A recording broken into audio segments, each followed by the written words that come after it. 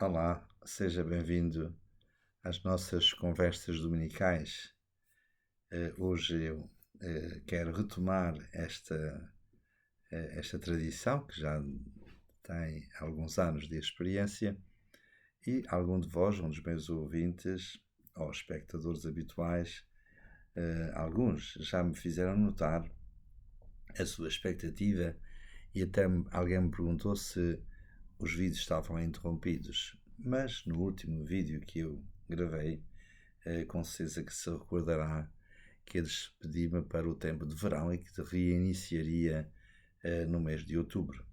Ainda estamos no mês de outubro, nos últimos dias, e por isso estou aqui para cumprir a minha promessa de retomar as nossas conversas dominicais. Na liturgia de hoje, o Evangelho que ouvimos relata aquele episódio do cego de nascença Bartimeu. A narrativa evangélica, com certeza que a ouviu na celebração eucarística de hoje, conta que Jesus estava a sair de Jericó com os seus discípulos e uma grande multidão que o acompanhava, e um cego de nascença que se encontrava à beira da estrada a pedir esmola, ouvindo dizer que era Jesus de Nazaré que passava, começou aos gritos a pedir: Filho de David, tem piedade de mim. A multidão a que estavam próximos queriam que ele se calasse, mas ele insistia e gritava com mais força: Filho de David, tem piedade de mim. Jesus apercebeu-se do cego, que pedia que ele se lembrasse, que tivesse piedade dele, e mandou-o chamar.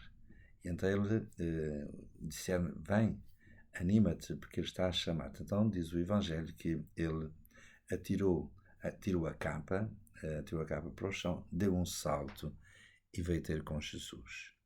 Então Jesus pergunta-lhe: o que é que queres que eu te faça? Senhor, que eu veja. Sim, a tua fé te salvou. E ele recuperou a vista e continuou acompanhando Jesus, seguindo-o no caminho. Este episódio faz-me lembrar este episódio do Evangelho que ouvimos hoje faz-me lembrar a narrativa de Joseph Ratzinger, Papa Bento XVI depois, que quando era professor de teologia na Alemanha, escreveu uma obra que era, no fundo, o compêndio que ele se seguia nas suas lições, a base que ele seguia nas suas lições, na universidade em que ensinava, em Munique, em Regensburg e noutros lugares, e que ele titulou, eram as suas lições que ele dava nas suas aulas no curso de teologia para todas as faculdades, como era costume na Alemanha, e que ele deu como título o seguinte: Introdução ao Cristianismo, Einführung in das Christentum, que no fundo é um comentário ao credo, ao símbolo dos apóstolos. E tem um capítulo, desculpa um pouco da minha garganta, e tem um capítulo dedicado a este tema, o salto da fé. Ora, é interessante que este episódio do cego de nascença Bartimeu ilustra perfeitamente, se refere a este salto da fé, porque diz o texto que o cego, ao ouvir que Jesus o chamava, atirou a capa para o chão, deu um pulo, um salto, e veio ter com Jesus. Olha, ele era cego, não é? E este gesto, esta atitude apressada de corresponder ao chamamento de Jesus é verdadeiramente o salto da fé, porque ele arriscou, ele não havia, e não diz a narrativa do Evangelho, que houvesse pessoas que o conduzissem a Jesus. Ele mesmo se orientou apenas pelo ouvido. É interessante que a fé vem pelo ouvido, pela escuta da palavra de Deus. A obediência da fé é escutar a palavra de Deus. E por isso, São Paulo mesmo diz, a fé vem pela escuta, pelo ouvido. E, portanto, o cego orientou-se na sua caminhada em direção a Jesus apenas pelo ouvido. Isto é o ato de fé que implicou deixar tudo o que impedia a seu salto, portanto, a capa, e dirigir-se a Jesus, conduzido apenas pelo ouvido, pela escuta da sua palavra. Deixar a capa, que era o que impedia, ele era um cego de nascença, pobre, miserável, aliás, não tinha mais do que a capa, e a capa impedia-lhe a liberdade do movimento. Isto faz-me lembrar a parábola que Jesus conta sobre o semeador que saiu para semear a semente. Uma semente cai sobre a terra, uma semente cai sobre os espinhos, outra semente cai sobre as pedras e por isso começa a desabrochar, mas depois não vinga. E Jesus diz que aquilo que impede o crescimento da fé e o seu desabrochar são ou a inconstância, ou o desejo das riquezas, ou a vaidade da vida.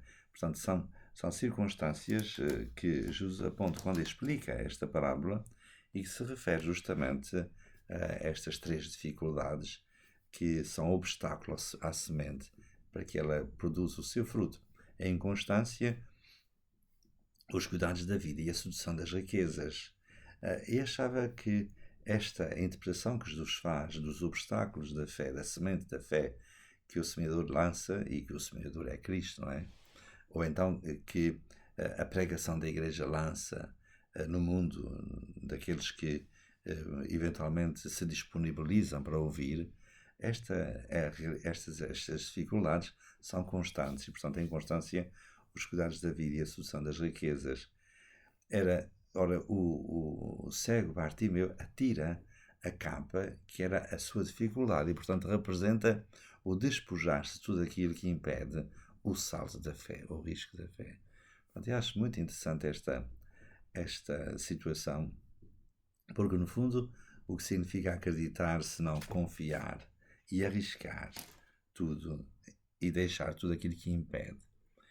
Jesus, noutros lugares, por exemplo, o encontro de Jesus com o jovem rico, por exemplo, que é de fazer para alcançar a vida eterna?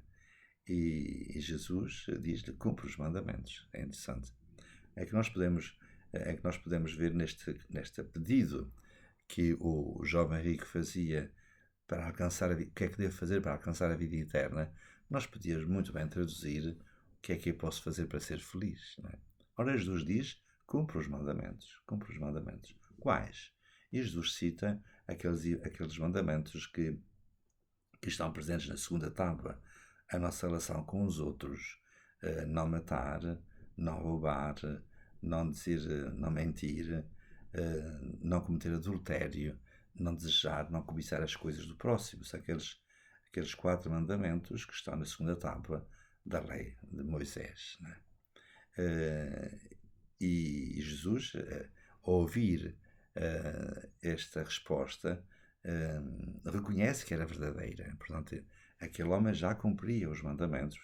E o Evangelho de São Marcos tem um pormenor muito interessante quando diz: e Jesus afeiçoou-se por ele. Jesus amou-o. Né? Então diz: se queres ser perfeito, vai, vende tudo o que tens, dá aos pobres e terás um tesouro no céu, e depois vem e segue-me. Há aqui uma combinação muito interessante entre o desejo de felicidade, o que é que eu posso fazer para alcançar a vida eterna, isto é, ser feliz, ou a perfeição evangélica. E a perfeição evangélica vai além da própria felicidade, porque a felicidade alcança-se no cumprimento dos mandamentos, que são uma regra de vida, um ordenamento da sociedade, é uma lei. Mas uma lei que ordena a sociedade e permite uma convivência pacífica nas relações sociais. É interessante que o Antigo Testamento é marcado pela lei, diz Ratzinger, nesse texto que eu estou aqui a referir da sua obra Introdução ao Cristianismo. O Antigo Testamento é marcado pela lei. Isto é um ordenamento social no qual está enquadrada a experiência da fé, digamos assim, como caminho para a vida, como caminho para a felicidade. Há lugares no Antigo Testamento, concretamente no livro do Deuteronômio, que diz: Eu ponho diante de ti dois caminhos, o caminho da vida e o caminho da não-vida, o caminho da morte. Ora, Jesus propõe ao jovem rico que, se quer ser perfeito, vem e segue deixando tudo. Ora, e nós sabemos que a continuação da narrativa, ele é incapaz de dar o salto, de vender tudo o que tinha e dar aos pobres e seguir Jesus na radicalidade. Aquilo que é descrito desta maneira, desta narrativa mais analítica, nós encontramos concentrada no gesto do cego, que dá o salto, atira fora a capa, era tudo o que ele tinha, porque impedia o salto, dá o salto da fé e segue Jesus pedindo que ele veja. Que queres que eu te faça? Que eu veja. É a luminosidade da fé que nos permite ver para além das aparências. Ratzinger, nesta obra, ao analisar o que significa a fé, chama a atenção para o seguinte: a fé é um olhar de profundidade que ultrapassa o domínio do sensível, o domínio das aparências. Nós hoje somos convidados a dar este salto da fé.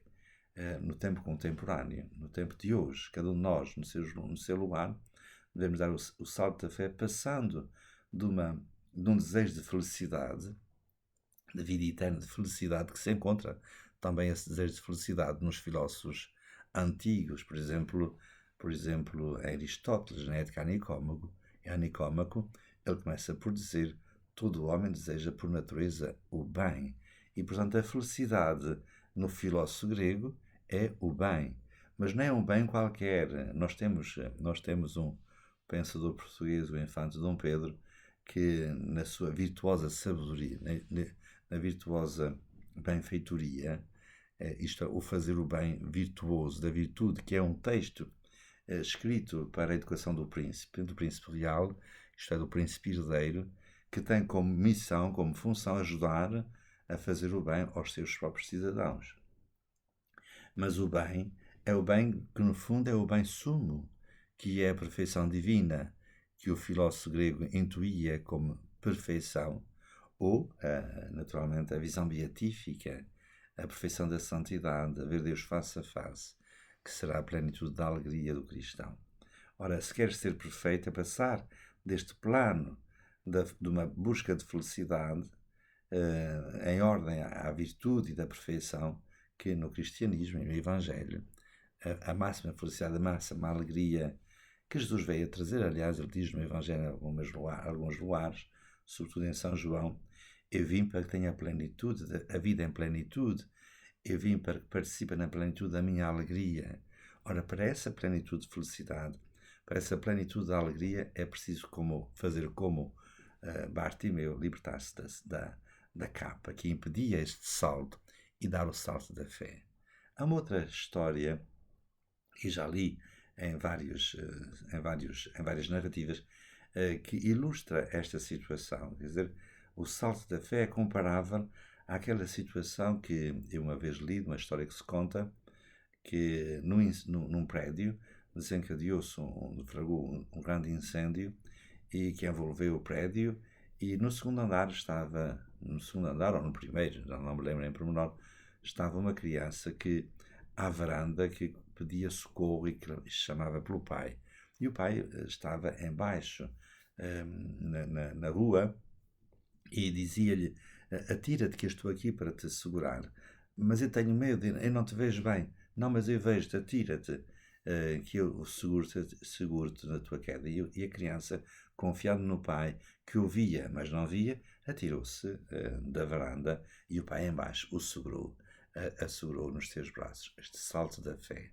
Nós precisamos de, hoje em dia, recuperar esta compreensão da fé como um salto, um risco.